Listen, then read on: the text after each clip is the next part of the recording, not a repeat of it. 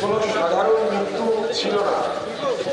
মনে রাখবেন, আমার আপনার বোন চোখে জলের পরিবর্তে রক্ত দিয়ে কেটেছিল তার জীবনের শেষ সময়টাকে। আমাদের ধারণা, আমাদের দ্বিতীয় ঘর, আমাদের ডাক্তারদের, যেটাকে আমরা হাসপাতাল বলি, সেখানে আমার বোনের সঙ্গে এই যে ঘটনা ঘটেছিল, সেই ঘটনা ঘটিয়ে একদল সামাজিক কুলাঙ্গার, খুনি, ধর্ষক, তারা এই সমাজে একটা মেসেজ দিতে চেয়েছিলেন যে দেখো, এই সব করেও বেঁচে যাওয়া যায়। 9 তারিখের ওই ঘটনার পর যা যা ঘটনাক্রম হয় আমরা দেখতে থাকি। এফআইআর করা হচ্ছে না, ডিলে করা হচ্ছে, বাবা মাকে ডেড বডি দেখতে দেওয়া হচ্ছে না। তারপর তার সেই ডেড বডিটাকে দ্রুত শ্মশানে নিয়ে গিয়ে সেটা দাহ করার ব্যবস্থা করা ইত্যাদি দিয়ে এই ঘটনাটাকে একের পর এক ঘটনার মাধ্যমে চাপা দেওয়ার চেষ্টা চলতে থাকে। তো এই যে মেসেজটা একদল মানুষ দিতে চাইছিলেন, তারা চাইলেই হয়তো তাদের ক্ষমতা বলে এই খুন, ধর্ষণ হাসপাতালের বাইরেও করতে পারতেন হয়তো, কিন্তু তারা হাসপাতালের মধ্যে এই ঘটনা ঘটিয়েছিলেন হয়তো কোনো মেসেজ দেওয়ার জন্য যে এইগুলো করেও বেঁচে যাওয়া যায়।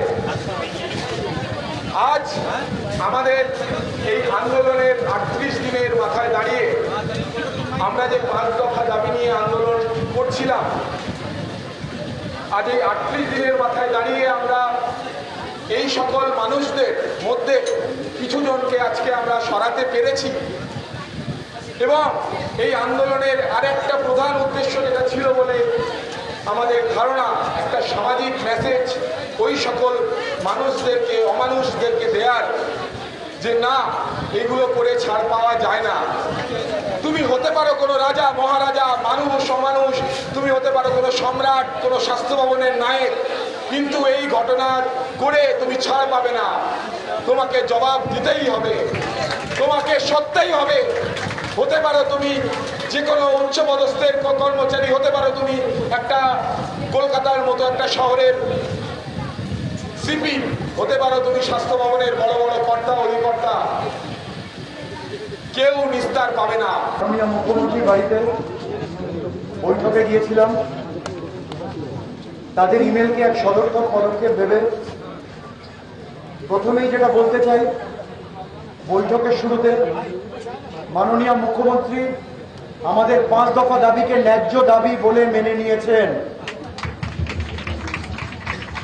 তার মধ্যে যে প্রথম দাবি, জাস্টিস ফর অভয়া, সেটাকে তিনি মান্যতা দিয়েছেন এবং বলেছেন সুপ্রিম কোর্টে যাতে তাড়াতাড়ি বিচার পাওয়া যায়, তার জন্য তার যা যা সরকারি পদক্ষেপ নেওয়া যেতে পারে তিনি নেওয়ার চেষ্টা করবেন। এরপরে বাকি 4 দফা নিয়ে আলোচনা হয়। তার মধ্যে কিছু কিছু দাবি উনি মেনে নেবেন বলে আশ্বাস দিয়েছেন, যা আপনারা শুনতে পাচ্ছেন, এবং কিছু কিছু দাবি নিয়ে আরও আলোচনা ভবিষ্যতে হবে বলে তিনি আমাদের জানিয়েছেন। এমত অবস্থায় আমাদের যে আন্দোলন, সেই আন্দোলন যে আজ অন্য এক উচ্চতায় গেল তা আমরা মনে করছি। এবং আমরা যতক্ষণ না অবধি নির্দিষ্ট পদক্ষেপ দেখব, শুধু আশ্বাসে নয়, আমরা নির্দিষ্ট পদক্ষেপ যতক্ষণ না দেখব ততক্ষণ পর্যন্ত আমাদের এই ন্যায় বিচারের দাবিতে আন্দোলন চালিয়ে যাব।